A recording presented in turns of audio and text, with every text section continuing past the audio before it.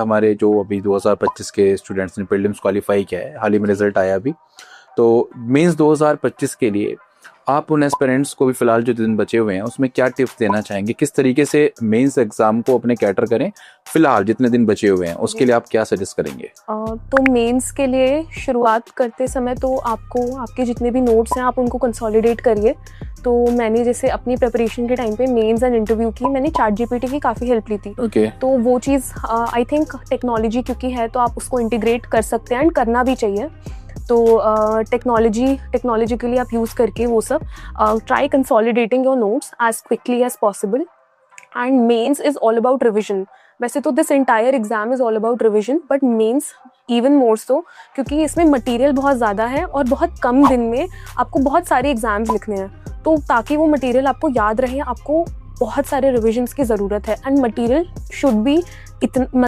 Should be so compact that you are able to revise it very quickly in the limited time that you have during the actual exams. तो sir firstly इसमें जो चीज़ का ध्यान रख सकते हैं कि first of all material consolidated होना चाहिए। एंड आफ्टर दैट अगर आप किसी भी जीएस के आपके 300-400 पेजेस के नोट्स हैं तो आप उसको कंपैक्ट करिए, लेके आइए अराउंड 100 to 150 पेजेस के आसपास। एंड जो आपका फाइनल रिविजन होगा, फाइनल कंपैक्शन होगा नोट्स का, that should bring it down to about 30 to 40 pages, ताकि आप इन पेजेस को बहुत ईजिली मेंस के टाइम पे रिवाइज कर सकें and not the 300-400 pages that you had earlier. Okay, यहाँ पे करीमा मैं एक बहुत छोटी सी बात कहना चाहूँगा आपसे। अभी जो ये समय बचा हुआ है, टाइम बचा हुआ है, क्या इसमें पॉसिबल है कि बच्चे 30-40 पेज के नोट्स बना सकते हैं अभी? जी sir, it is very possible. Sir पिछले मेंस में भी क्योंकि अप्रॉक्सीमेटली इतना ही टाइम था, तो प्री क्योंकि थोड़ा डिले हो गया था ड्यू टू द इलेक्शंस, तो इस टाइम भी अप्रॉक्सीमेटली सेम ही टाइम है। तो I think it is very much possible and it should be done.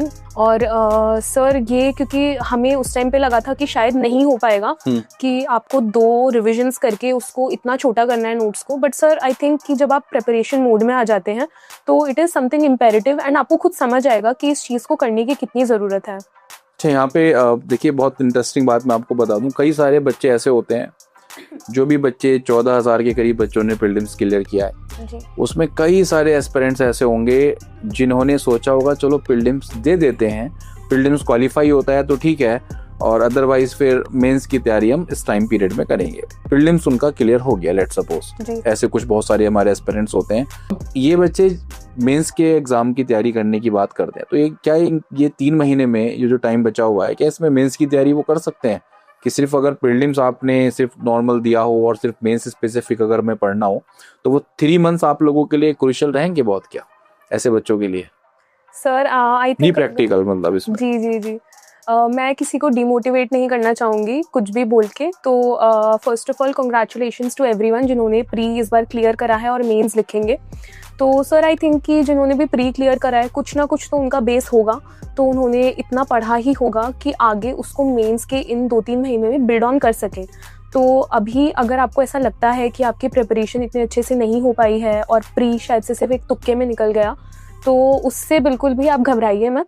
Preparation पे अभी क्योंकि आपकी ड्यूटी है अपने मेंस को बहुत अच्छे से लिखना, तो फोकस ऑन दैट।